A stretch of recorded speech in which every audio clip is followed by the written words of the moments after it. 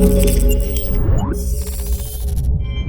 what's going on guys, HyperX here, welcome back to another Destiny video. It's Tuesday, it's reset day, which of course means I'm back to tell you guys what is new in the world of Destiny this week. Iron Banner has left the building, so hopefully you guys got some good stuff. In fact, let me know in the comments down below if you guys got anything good in Iron Banner. I know a lot of people have been searching for that clever dragon, so hopefully you guys were lucky. But now let's turn our attention to the week ahead. So if you do enjoy this, you do find it helpful, then a like is always super appreciated. And again, comment down below if you have any questions. So, kicking things off with your Nightfall this week, it is the Wretched Eye Strike. And your modifiers are Arc Burn, so arc damage from any source is greatly increased. Brawler, where Guardian melee damage is also greatly increased. Ironclad, where more enemies have shields. And Exposure, where Guardian shields are increased but do not replenish. So, again, Arc Burn is kind of a double-edged sword. It'll mean you can blitz through things faster, but of course you are going to want to watch out for incoming Arc Burn damage.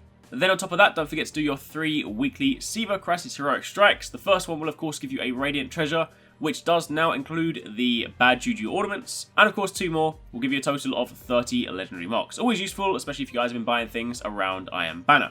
Then, as your usual reminder, the Prison of Elders level 41 is your only source of Sterling Treasure if you guys are still after that. As for the Challenge of the Elders, your modifiers this week are Berserk and Specialist, so Minions of the Darkness won't flinch even after massive damage, and special weapon damage is favoured, and your bonus, your kill bonus, is Grenade Kills. So again, throw those armor pieces that give you double grenades, anything that helps with grenade recharge, anything like that, and it will be a lot easier. And your bosses for the Challenge of the Elders are Nodusk, the Servant of Oryx, who's Cabal, the Pilot Servitor, who is Fallen, and Psylocke the Defiled, who is Hive.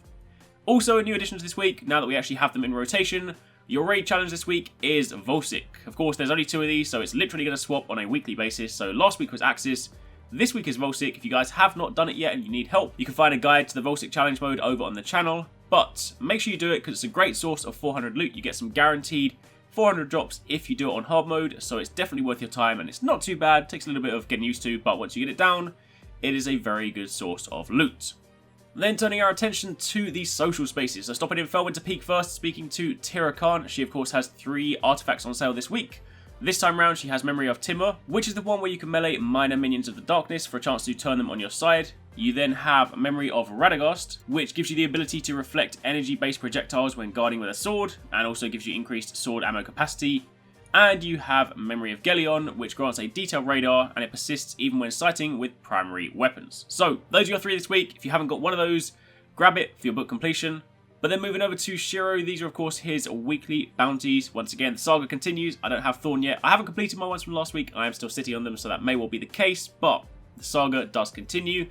And these are his class items this week. So if you need to grab any of them, then this is your chance. Moving over to the tower, this is Lord Saladin's weekly bounty. This time around it is Supremacy. So if you guys want a chance at some Nightfall tier rewards, then of course you're going to want to complete this. And once again, if you're not seeing this, you need to complete the Crucible quest chain.